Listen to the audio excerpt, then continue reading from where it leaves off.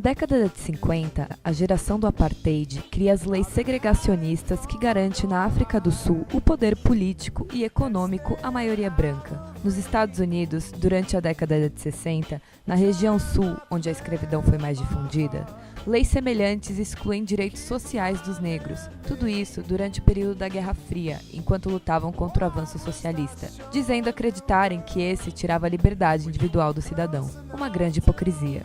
Grupos de defesa aos direitos dos negros começaram a ser cada vez mais comuns no território americano. Cada um deles defendia sua estratégia. Os principais líderes, Malcolm X e Martin Luther King, influenciaram suas gerações, apresentando duas propostas opostas para os negros americanos na luta por seus direitos. O que eles têm em comum? Ambos foram assassinados entre a década de 60 e 70, período em que os Estados Unidos recrutavam milhões de jovens para lutar no Vietnã. Parece algo muito distante, mas tudo isso tem muito a ver com hip hop. Os primeiros b-boys protestavam contra a guerra e lamentavam a situação dos jovens adultos que retornavam debilitados. Cada movimento do break possui como base o reflexo do corpo debilitado dos soldados norte-americanos, ou então a lembrança de um objeto utilizado no confronto com os vietnamitas. Por exemplo, o giro de cabeça, em que o indivíduo fica com a cabeça no chão e com os pés para cima e procura circular todo o corpo, simboliza os helicópteros agindo durante a guerra. Acompanhando toda essa agitação política, ocorriam inovações culturais. Para os negros nos Estados Unidos, os anos 60 não eram de rock and roll.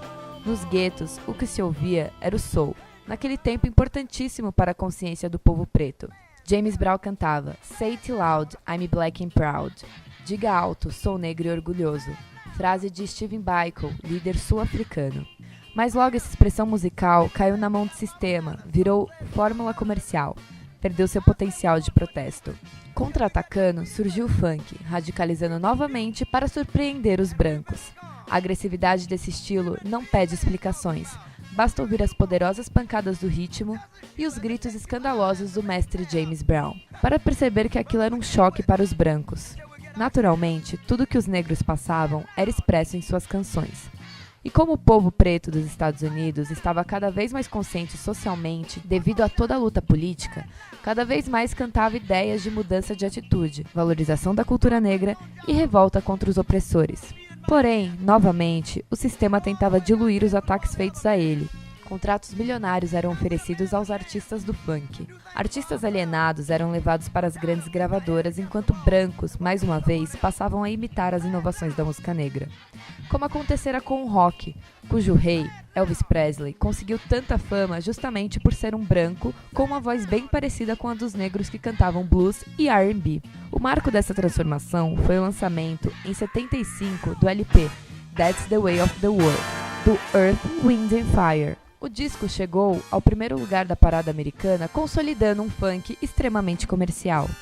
O solo musical onde iria brotar o hip hop estava armado com o soul e o funk.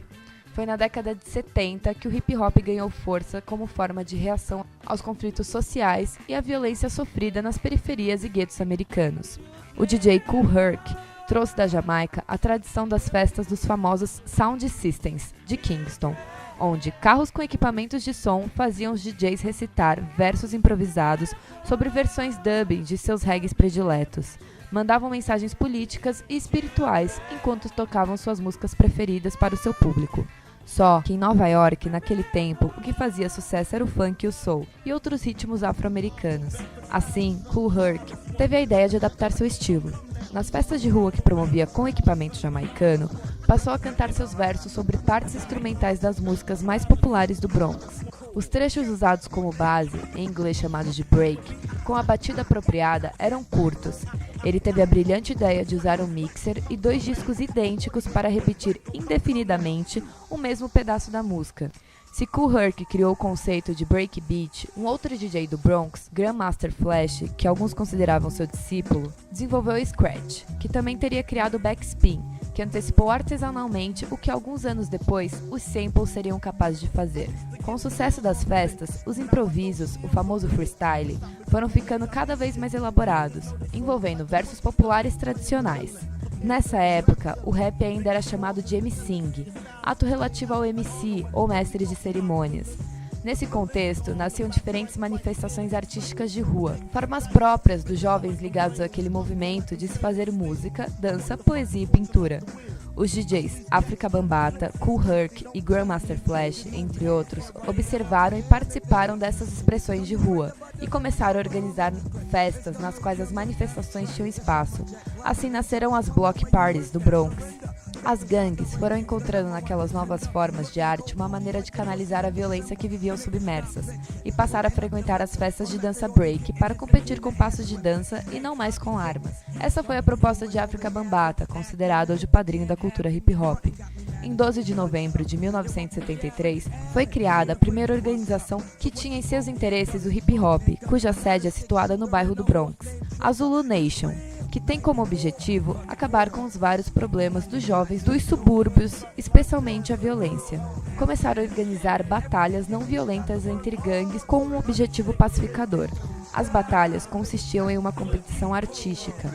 O rap, Rhythm and Poetry, surgiu junto com o hip hop e é diretamente influenciado. Entretanto, fazer rap era mais simples. O freestyle, na maioria das vezes, era feito sem acompanhamento de nenhum instrumento, ou simplesmente um DJ mixer. É poesia sobre qualquer assunto escolhido, sem todos aqueles scratches ou samples do hip hop. Afinal, rimar tinha que ser de simples entendimento e não podia custar nada. Hoje, o hip hop, rap e a black music são os estilos musicais mais famosos da América e de maior vendagem de discos.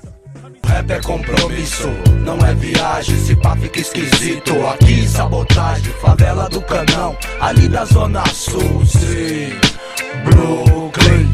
Rap é compromisso, não é viagem, se pá fica esquisito. Aqui sabotagem, favela do Canão, ali da Zona Sul, sim, Brooklyn.